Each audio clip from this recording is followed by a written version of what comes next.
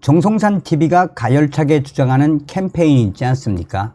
우리는 윤석열 시대에 반드시 북괴 김정은 멸망, 북한 동포를 구출할 수 있는, 해방시킬 수 있는 자유 북진 통일의 기틀을 만들어야 한다라는 거 아니겠습니까? 지금 저의 WTR 내부 혁명 조직원들의 소식을 제가 접하고 나면 어떤 생각이 드느냐? 우리는 정말 윤석열 대통령 탄생시킨 것을, 또 윤석열 대통령 시대를 만든 것을 감사해야 하며, 윤석열 대통령을 위해 우리가 기도, 또 윤석열 대통령에 대한 송원을 해야 한다는 겁니다. 윤석열 대통령 때문에 지금 북한 난리가 났죠. 단 한 발짝도 북괴 김정은과 중국 공산당, 러시아에게 물러서지 않는 윤석열 대통령의 핵심이 뭐겠습니까? 잡겠다 이거죠. 이 김정은이 잡겠다 이거 아니겠습니까? 자, 미국의 소리 방송이 남북 차이 500배, 2017년 20개 나라 이상에서 북한 대사 추방, 최악의 김정은 집권, 그러니까 정전협정 70주년 기획으로 소상하게 지금 남과 북이 어떤 비교가 되고 있는지 전하고 있습니다. 정성산 TV 좋아요, 구독, 알림은 큰 힘이 되겠습니다. 자, 27일은 한국 전쟁 정전협정이 체결된 지 70년이 되는 날입니다. 휴전으로 전쟁을 중단한 남북한은 서로 다른 길을 걸었고 70년이 지난 지금 모든 면에서 큰 차이를 보이고 있습니다. 미국의 소리 방송은 정전협정 이후 한반도를 돌아보고 앞으로의 상황을 점검하는 기획 보도를 마련했습니다. 첫 순서로 정전협정 70년 후 남과 북의 모습부터 살펴보도록 하겠습니다. 1953년 7월 27일 정전협정 체결로 서로를 향한 총성과 폭격이 멈추자 한국과 북한은 각각 전쟁으로 폐허가 된 나라를 재건해야 하는 큰 숙제를 또 안게 됐습니다. 하지만 그 출발점은 같지 않았습니다. 북한은 1945년 해방 당시 일본이 남기고 간 공장과 발전소, 철도 등이 있었지만 한국은 그렇지 않았기 때문입니다. 마치 기울어진 운동장에서 경기를 시작하는 것과 같은 남과 북, 그러나 70년이 지난 현재 남북의 상황은 정반대가 됐습니다. 데이비드 맥스웰 아태전략센터 부대표는 한국은 세계적 강국으로 부상한 반면 북한의 김정은 정권은 완전히 실패한 국가가 됐다라고 지적을 했습니다. 한국무역협회가 최근 발표한 지난달 한국의 대외 무역액은 1,073억 달러입니다. 한국산 반도체와 휴대전화, 자동차, 철강이 전 세계로 수출되고 각국의 다양한 물품이 한국으로 수입되면서 월 무역액 1천억 달러를 넘긴 것입니다. 비슷한 시기 북한의 사실상 유일한 무역국인 중국은 6월 북한과의 교역액을 1억 8천만 달러로 발표했습니다. 한국과 북한의 무역액 격차가 무려 500배 이상이라는 의미입니다. 이처럼 국민의 삶과 직결되는 경제 부분에서 한국과 북한 사이에 수천 배의 격차가 나는 지표를 찾는 일은 어렵지 않습니다. 지난달 한국의 최대 공항인 인천국제공항에 뜨고 내린 항공기는 2만 7천여 대, 탑승객 수는 458만 명에 달합니다. 신종 코로나 사태 이전까지 하루 한 대 수준의 여객기를 띄운 북한 순환공항은 비교조차 되지 않습니다. 또 세계은행 등에 따르면 한국의 2022년 국내 총생산 GDP 총생산은 1조 6,700억 달러로 통상 300에서 400억 달러로 추산되는 북한의 GDP는 이에 비하면 1.7% 수준입니다. 이를 토대로 한 한국의 경제 규모는 전 세계 13위 수준, 북한은 100위권 밖입니다. 윌리엄 브라운 미국 메릴랜드대 교수는 이 미국의 소리 방송과의 전화 인터뷰에서 70년이 지난 지금 남북의 상황은 완전히 바뀌었다라고 평가했습니다. 브라운 교수는 일본은 2차 세계대전 당시 폭격을 피해 전시산업 대부분을 한반도 북쪽, 즉 북한으로 옮겼다라며 해방 전후 시점 북한은 한국과 비교해 고도로 산업화되어 있었다라고 설명했습니다. 그러면서 한국은 가난한 농업지역이었고 북한은 산업화가 꽤 잘 된 것이었지만 70년이 지난 지금에 와서 보면 모든 것이 뒤집어졌다라고 덧붙이고 있습니다. 실제로 1960년대를 기점으로 한국은 수출 주도 경제 개발 정책을 시행하며 다른 나라와의 격차를 줄이기 시작했습니다. 이후 한국의 성장이 매우 빨라 한강의 기적이라는 말이 나오기도 했습니다. 반면 북한은 일찌감치 이른 산업화라는 경제적 이점을 살리지 못한 채 점차 내리막길을 걸었고 1970년대부터는 한국과의 격차가 벌어졌습니다. 1973년 북한 대표단이 적십자 회담을 위해 한국을 찾았을 때 당시 북측 대표는 서울 시내 도로를 달리며 차량을 보며 저 많은 차를 동원하느라고 얼마나 힘들었겠느냐라고 말했다는 일화는 아직도 유명합니다. 하지만 올해를 기준으로 한국에 등록된 차량 수는 2,500만 대, 한 가정당 한 대 이상 혹은 국민 2명 중 1명당 차량을 보유할 정도로 그때보다도 차량은 훨씬 더 많아졌습니다. 남북한의 경제 상황은 의식주를 비롯한 삶의 질을 바꾸어 놓았습니다. 1970년 이후 한국에서는 굶주리는 인구가 줄어들기 시작해 지금은 오히려 1인당 연간 육류 소비량 51.3kg이 쌀 소비량을 앞지를 정도입니다. 매년 가뭄과 수해 등 자연재해로 식량난 우려가 꾸준히 제기되는 북한과는 대조적입니다. 세계에서 높아진 한국의 위상도 정전협정 70년 이후 남북이 얼마나 다른지 보여주는 척도입니다. 지금 전 세계는 코리아의 K-팝과 K-컬처 등 한국 문화에 주목하고 있습니다. 윤석열 대통령은 지난 4월 미 상하원 합동연설에서 한국 영화 기생충과 한국 출신 음악 그룹인 BTS와 블랙핑크, 한국 드라마 오징어 게임을 언급했습니다. 윤석열 대통령이 언급한 한국 영화 기생충은 세계에서 가장 권위 있는 영화 시상식인 아카데미에서 작품, 감독, 국제영화 각본상을 받은 작품입니다. 또 BTS와 블랙핑크는 전 세계 음악 차트에서 수차례 1위를 한 음악 그룹이며 오징어 게임은 미국을 비롯한 각국에서 시청률 1위를 기록한 한국 드라마입니다. 그 밖에 여러 한국 출신 문화 예술인들의 작품이 많은 인기를 얻고 있으며 심지어 전 세계 영화와 음악, 문화 중심지인 미국 헐리우드에서까지 한국어로 된 영화와 노래가 돌풍을 일으키고 있습니다. 70년 전 전쟁으로 폐허가 된 나라가 전 세계적으로 문화와 예술을 선도하는 나라가 된 것입니다. 미국 스탠포드 대학 아태연구소 소장이자 한국학 프로그램 총괄자인 신기욱 교수는 미국의 소리 방송에 과거 미국 미디어에 비춰지던 한국은 가난하고 전쟁으로 폐허가 된 나라였지만 지금은 상황이 달라졌다라며 지금은 경제뿐만 아니라 민주주의 국가가 됐고 문화적 파워도 K-팝이나 K-드라마를 통해 굉장히 위상이 높아졌습니다.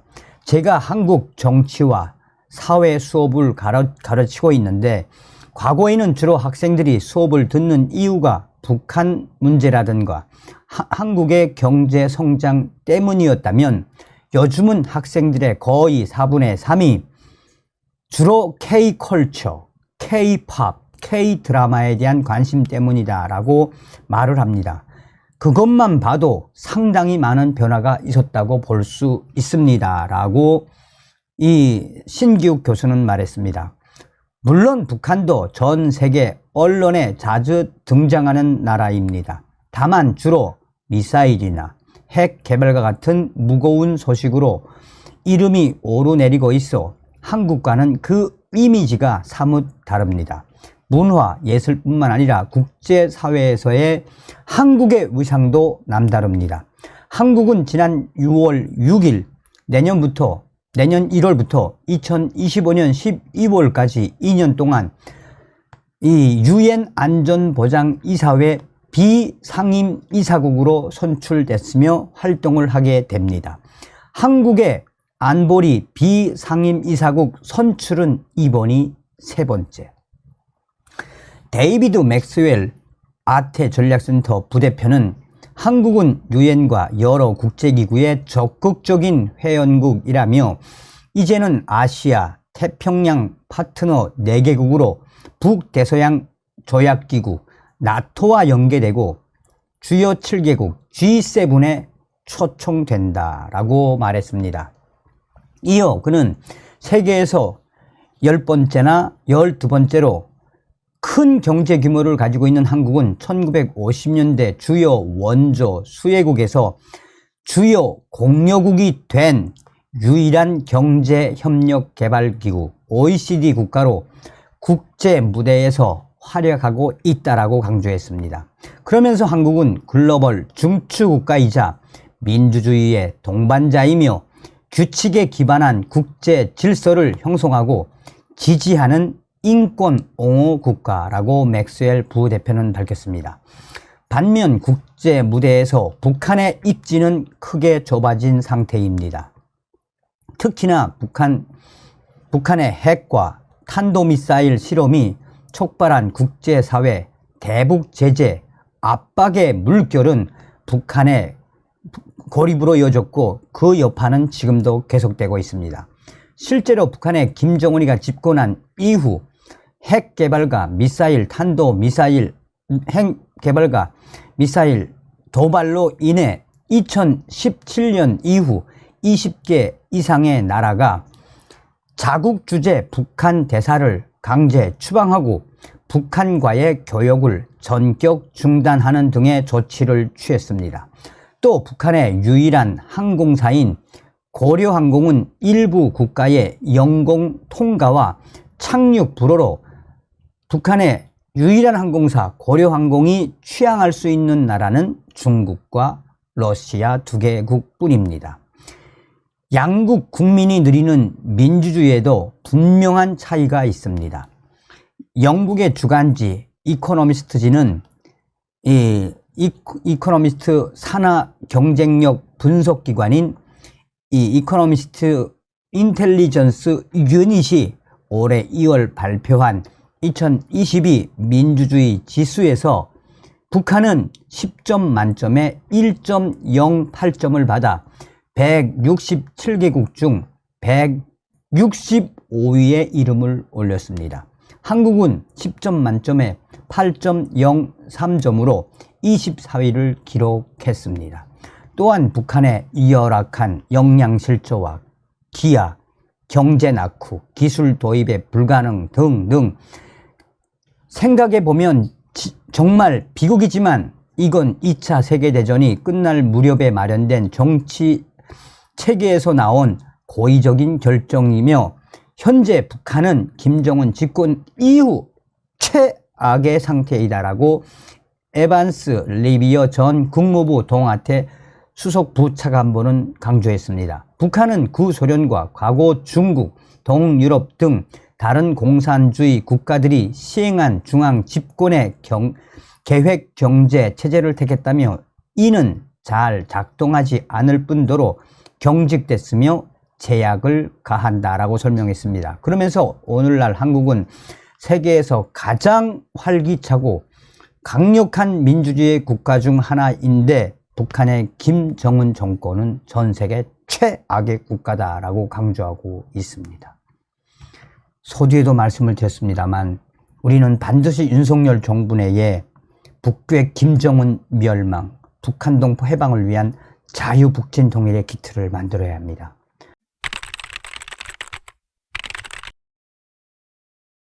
지금 북한의 김정은이가 난리가 났습니다. 1호 방침, 반동법 위반 가족 전부 추방, 당 간부들 충격 사태에 한마디로 발칵 뒤집어졌습니다. 정성산TV 좋아요, 구독, 알림은 큰 힘이 되겠습니다. 북한이 반동 사상 문화 배격법 위반자를 엄격하게 처리하고 죄질이 무거운 경우에는 가족들까지 추방하도록 하는 엄중 처벌 방침을 내린 것으로 알려졌습니다. 평안남도 소식통은 데일리 NK에 지난달 말 당과 국가에 죄를 지은 자들에 대해서는 직위, 공로, 현직을 막론하고 무자비하게 처리하며 그 가족들의 추방도 흔들림 없이 집행하라라는 1호 김정은의 1호 방침이 내려졌다라며 당 정책을 논의하는 평안남도 당위원회 집행위원회가 월에 한 번씩 진행되는 정기회의에서 사법 관련 안건을 다루는 안전위원회에서 이런 방침을 전달했다라고 전하고 있습니다.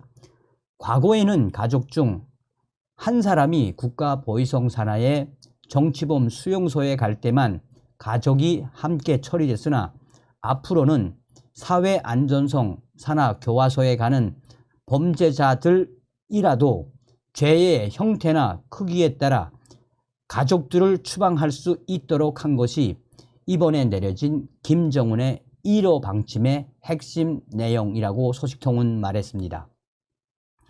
특히 반동 사상 문화 배격법 위반자는 친척 중 영웅이나 비행사, 1호 접견자 등 당에서 특별히 배려해주는 대상이 있으면 감령을 해주던 그동안의 전례를 깨고 선처 없이 중형을 선고하며 그 가족들을 이유를 불문하고 추방하라라는 내용이 포함되어 있다는 게 소식통의 전언입니다. 또 만약 현재 군사 복무 중인 형제나 자식이 있다면 즉시 제대시켜 가족의 추방 행렬에 포함시키라라는 내용도 방침에 담겼다라고 전하고 있습니다. 소식통은 평안남도당 집행위원회는 이 같은 김정은의 1호 방침을 안전위원회에 전달하면서 이후부터 이 방침을 반영해 집행에 들어가도록 하라면서 특히나 반사회주의, 비사회주의에 걸린 범죄자들 그 가운데 특히 남조선 불순 녹화물과 관련된 대상들은 무조건 엄벌에 처하고 그 가족들까지 방침대로 철저하게 처리하라고 지시했다라고 강조하고 있습니다.